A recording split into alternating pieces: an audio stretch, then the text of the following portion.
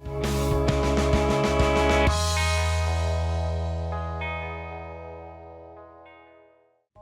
help work through their issues, the couple has decided to enlist the help of Reed Mahalko, an expert in safe swinging.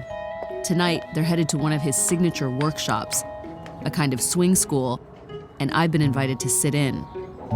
So tell us about what's gonna go down tonight. So tonight's workshop is called Plays Well with Others, and we're gonna talk about and do some interactive exercises around figuring out what our needs, boundaries, and agreements are for exploring the possibility of having sex with other people.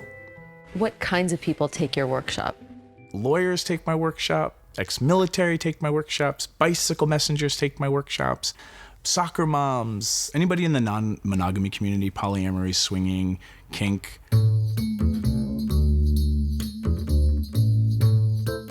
Happy Friday, everyone. Welcome. Thank you. Yay! A lot of people have this eroticized version of amazing sex with other people will just happen spontaneously. And that really only happens in books. I mean, you might get lucky and have a situation kind of just fall in your lap and it be awesome. But Reed tells me effortless encounters are the exception, not the rule. And without good communication skills, couples can run into trouble. You can have conversations with your partner about what works for them, what doesn't work for them, what works for you, what doesn't work for you, what makes you feel physically and emotionally safe. That will save you a ton of emotional paperwork the next day. To kick off the night, Reed jumps right in with advice on how to break the ice. How many of you have ever had a moment where you want to suggest some scenario or you want to initiate the sex, but it gets awkward? Okay, so this is my formula for dealing with the awkward. You take a breath and then you say to yourself, the awkward is upon us. Do not say it out loud. You will say out loud, I have an idea. And then you suggest something that you like. Say what you like or what your partner likes so that if they say yes, you're good to go. Reed encourages the group to practice talking openly about what turns them on. Turn to somebody you don't know and communicate a couple of things about sex that you know really work for you. It's a quickie share. Ready, set, go. I like anal and watching. Giving or receiving? I like oral sex. I'm a big fan of making out and of breath play. Love being touched on the head. I like sucking. I like talking dirty and power play. Personally, I like to be spanked.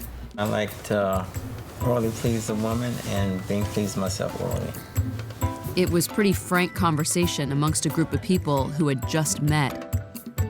I'm finding Reed's workshop really interesting. Hearing all these different people talk about things that they like and turn them on, it inevitably provokes you to think about what you like that you may not express enough. And I would think that that would be something beneficial to any relationship. But successful swinging isn't only about sharing what you like. It's as important to be clear about boundaries. How important is communication? If you're hiding stuff from your partners, especially if you're gonna try swinging, I mean, you just might as well pour gasoline on your relationship and set it on fire now. For those of you who've been in the lifestyle for a while, what are some of your boundaries? I don't kiss. No kissing, No okay. kissing. Which is great. That can be a boundary. I can say no kissing. I thought I had to kiss everybody. Other things. No playing alone. No playing alone. No male-male interaction. Which is kind of standard in a lot of the swing scene. I don't like to be bit. No biting. It's getting late and Reed's workshop on sex and relationships is winding down. But the evening is just beginning. Reed is hosting a private swing party where couples can act out what they've learned. What I do classically for people around their first play parties is go and don't play. Decide to only play with each other. And they're like, but why? And I'm like, trust me on that one. If you've never played with anybody else before, that could be really useful. So what about you? Like, what are you hoping to explore more? Yeah, honey. What would you like more of?